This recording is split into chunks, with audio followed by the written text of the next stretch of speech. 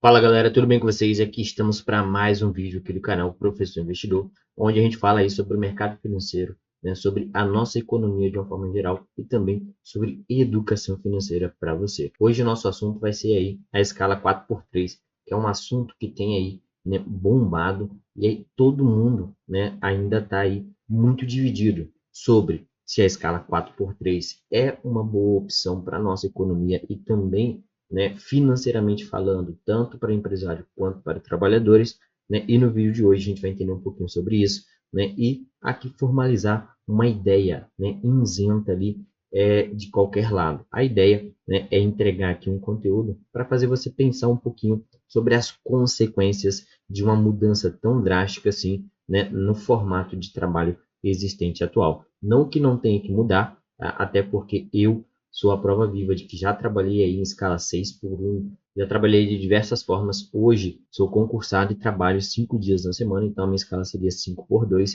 né? E tem sim seus benefícios, né? Uma escala com menor tempo de trabalho vai trazer aí, né, mais tempo para conviver com a família. Mas há outras nuances que são muito importantes da gente citar aqui quando a gente fala de uma mudança tão drástica assim, né, que pode mexer no seu bolso, reduzindo aí o seu salário, por exemplo, que seria uma das consequências, né, que poderia estar acontecendo com essa redução da escala para 4x3, bem longe da nossa atual escala, que é de 6x1. Então vamos entender, né, nesse vídeo quais são essas nuances para você poder formalizar uma opinião mais concreta, né, sobre esse assunto. Mas antes da gente partir para esse conteúdo, eu quero pedir para você curtir, comentar e compartilhar esse vídeo. E se você ainda não é inscrito aqui no canal, inscreva-se, ajude o canal a chegar aí a 10 mil inscritos até o final de 2024. E já partindo para o nosso conteúdo, primeiramente a gente tem que entender que esse assunto da escala 4x3, né, ou 5x2,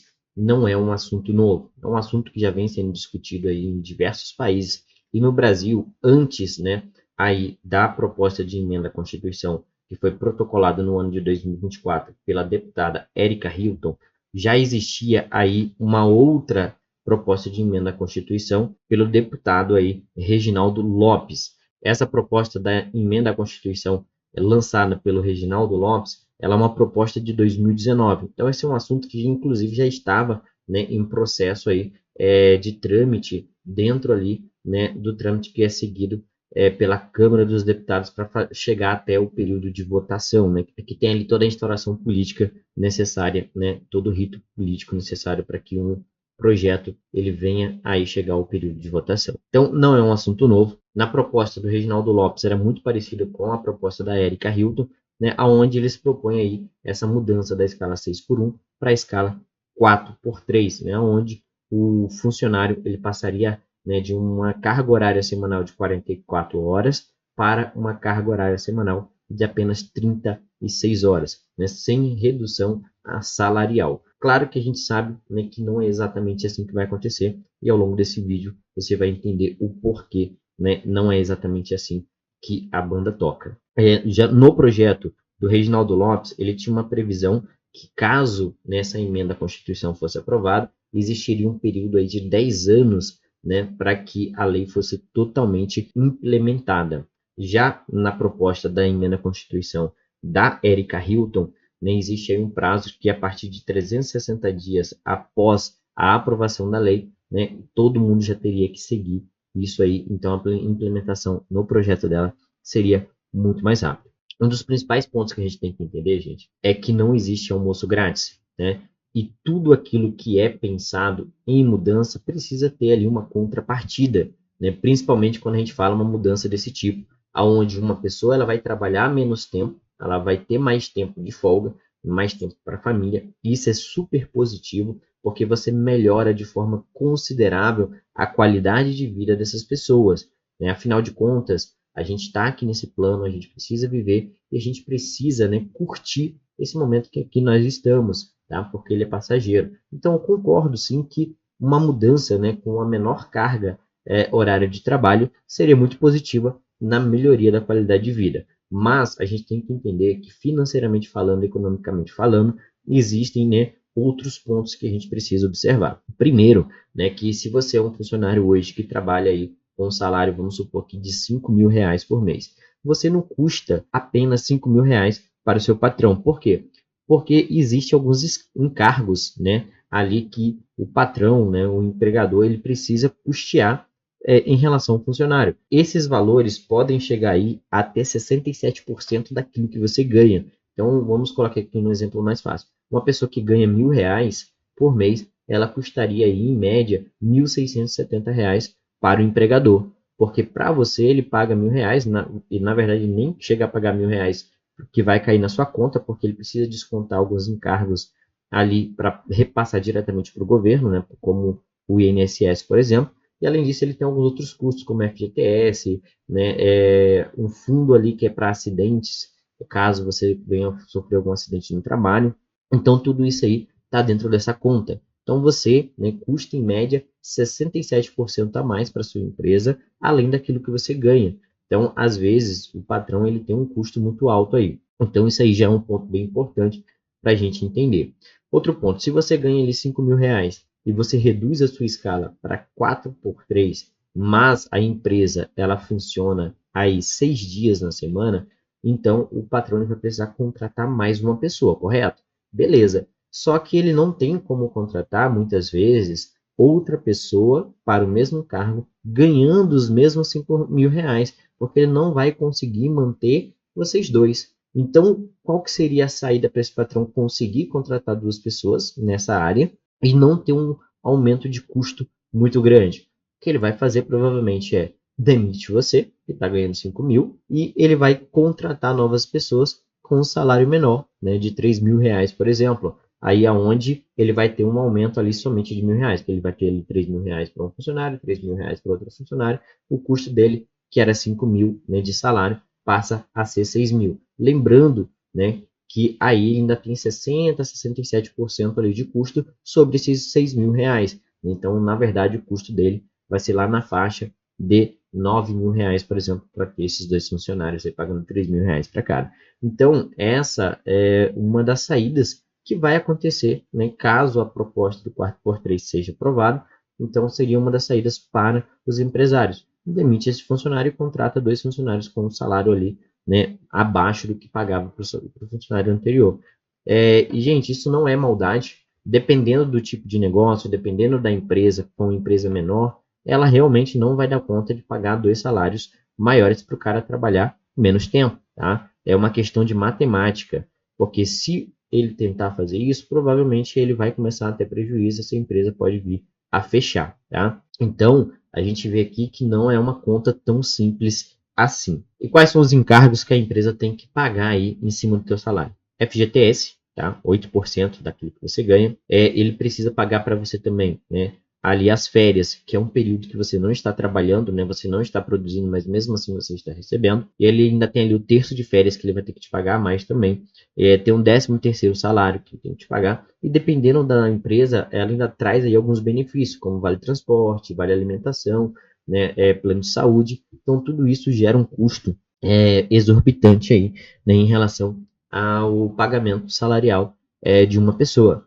Então, reduzindo-se a carga horária, a gente tem aqui uma lacuna que precisa ser preenchida. Então, se o governo quer realmente que as pessoas tenham uma melhor qualidade de vida, que o salário delas não diminua, elas teriam que dar uma contrapartida para as empresas, que é reduzindo a quantidade de impostos que as empresas pagam. Porque se o governo reduz, né, os impostos, consequentemente aqui sobra mais dinheiro para eu conseguir custear, né, outro funcionário com o mesmo salário. Do contrário, é aquela historinha que eu já contei para vocês. Rubens, as empresas nem pagam tantos impostos assim. No Brasil, a carga tributária das empresas, elas podem variar de 4,5% a 35%. As empresas maiores, que são as empresas que têm ali uma quantidade de funcionários maiores, que contratam mais, normalmente essas empresas elas estão mais próximas, né, da alíquota máxima de 35% do que da alíquota mínima de 4,5%. Então, aqui a gente já observa, né, que é muito oneroso para um empresário funcionar, né, o seu negócio no Brasil. Paga-se uma quantidade absurda aí de tributos e impostos. Falando aí sobre essa escala 4x3, vem o pensamento. Já existem outros países que aderiram ou pensam em aderir à escala 4x3? Sim, a gente já tem alguns países que aderiram ou que estão em discussão para implementar esse projeto. Esses países são a Bélgica, Islândia, Escócia, Inglaterra, Suécia, Espanha, Alemanha, Japão e Nova Zelândia. Só que aqui, a maioria desses países são países que são muito mais desenvolvidos do que a gente, né, que tem uma economia muito mais estabilizada do que a nossa. O Brasil, a gente tem visto, né, no governo não conseguindo diminuir os gastos, diminuir os custos e aumentando consideravelmente a quantidade de impostos que as pessoas têm que pagar. Lembrando que caso, né, tenha algum impedimento que a empresa não possa demitir assim de repente e também não possa diminuir o salário daquela função em lei, né, for definido em lei alguma coisa desse tipo, aí o que, que vai acontecer? As pessoas vão pagar por isso, né? Porque a empresa ela não vai ficar no prejuízo, ela vai repassar o preço para o consumidor final. Aí é onde, né, o preço dos produtos vão começar a subir, a inflação pode vir a acometer o país de uma forma muito mais grave, né, e a gente pode entrar aí em um momento da economia muito mais delicado do que já estamos, né? Então, no final, quem mais vai sofrer com isso é o consumidor final. E o consumidor final são os próprios trabalhadores. Lembrando que se você está numa escala de 4x3, você vai ter mais tempo para estar com a família, para ter uma melhor qualidade de vida. Só que, consequentemente, você vai passar a gastar mais, porque se você está em casa, se você está ali, né, descansando, provavelmente você vai querer sair com a família, passear, ir no shopping, né? Então, consequentemente, muito provavelmente, o seu custo de vida vai aumentar, mas a tendência é que teu salário se mantenha o mesmo ou até diminua, né? Dependendo ali da situação. Então, aqui nós já temos um outro ponto. O consumo pelas famílias vai aumentar. Teoricamente, para a economia, o consumo aumentar é positivo. Só que se a renda das pessoas diminui, né, logo esse consumo ele pode vir, né, a tornar as pessoas mais endividadas. Então a gente tem aqui esses pontos que a gente precisa pesar muito bem. Então, existem vários impactos positivos e negativos, né, aí dentro desse cenário, dessa escala de trabalho.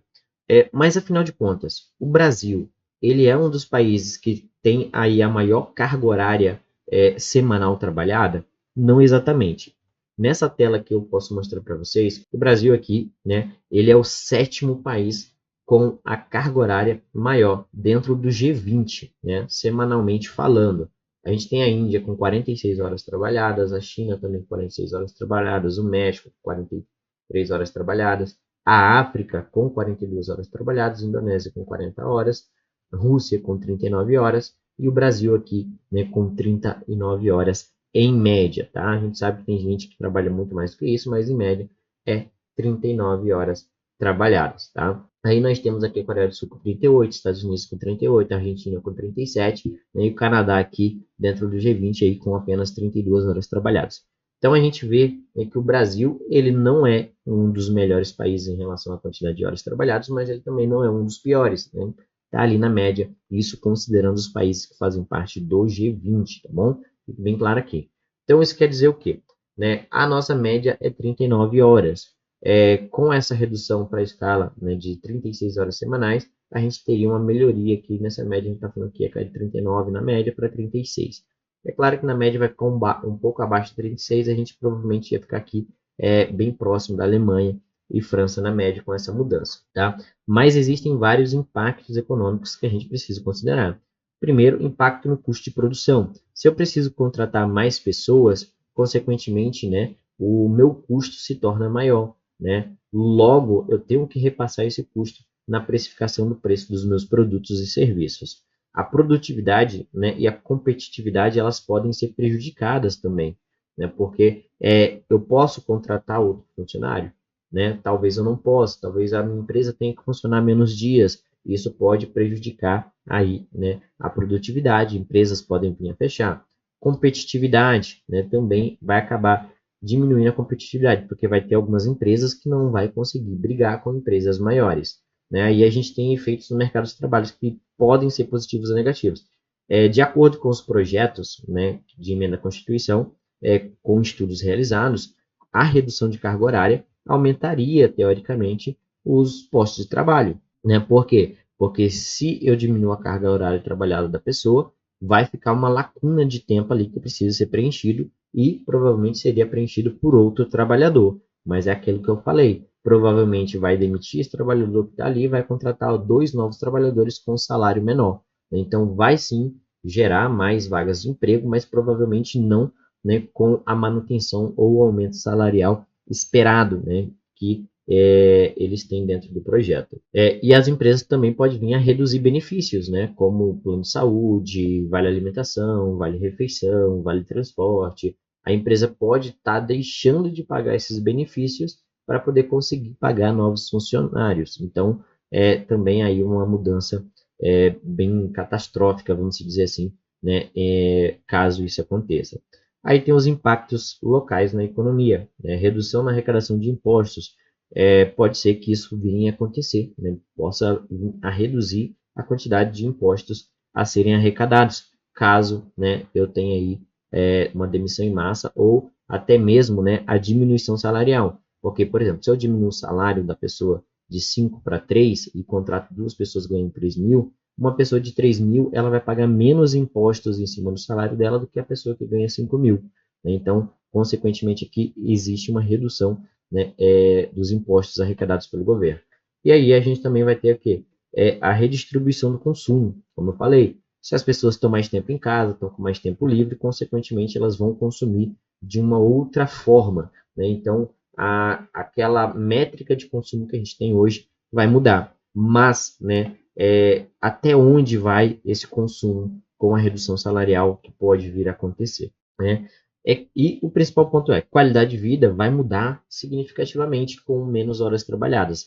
Mas ela só vai mudar se eu conseguir manter, né, a mesma quantidade de dinheiro que eu tenho hoje. Se o meu salário diminui, né, consequentemente eu não vou conseguir melhorar a minha qualidade de vida. O que pode acontecer, e provavelmente aconteceria, ser o quê? Uma redução na escala de trabalho, tem essa mudança onde a pessoa vai ter uma redução do seu salário, e essas pessoas vão começar a caçar ali trabalhos alternativos, Uber, vendedor ambulante, abrir um próprio negócio, ou algo do tipo. Né? Só que para isso, muita gente vai acabar indo para a informalidade, aonde a gente volta na questão da arrecadação de impostos, né? Que se eu tenho mais pessoas na informalidade, consequentemente, essas pessoas não pagam impostos e isso afeta a arrecadação do governo. Então, é uma proposta que ela tem uma ideia social e cultural muito boa, só que da forma como ela está sendo apresentada hoje, com uma mudança tão drástica, pode ser que ela tenha um efeito muito mais negativo dentro da nossa economia do que positiva, né? E isso também na nossa vida pessoal. Então, talvez, né, devesse se repensar e mudar de 6 para 1 para 5 para 2. Já seria uma melhora significativa, né, e não seria algo tão brusco. Claro que pode ser que algum dia a gente chegue nessa escala de 36, né? Ou seja, 4 dias trabalhados e 3 dias folgados. Então, isso pode acontecer, mas, né, isso é no longo prazo. Atualmente, conforme a nossa economia anda, da forma como as questões tributárias no Brasil, na minha concepção, não é interessante essa mudança da forma como ela está sendo proposta. Mas deixa aqui embaixo o seu comentário. Qual é a sua ideia sobre esse assunto da escala 4x3? Se você apoia, se você não apoia e o que você pensa sobre ela. Vamos discutir um pouco sobre isso. Eu vejo vocês no próximo vídeo. Vou ficando por aqui. Vou pedindo para vocês curtirem, comentarem e compartilharem esse vídeo. E caso vocês não sejam inscritos no canal, inscreva-se. E a gente se vê no próximo vídeo. Tchau, tchau.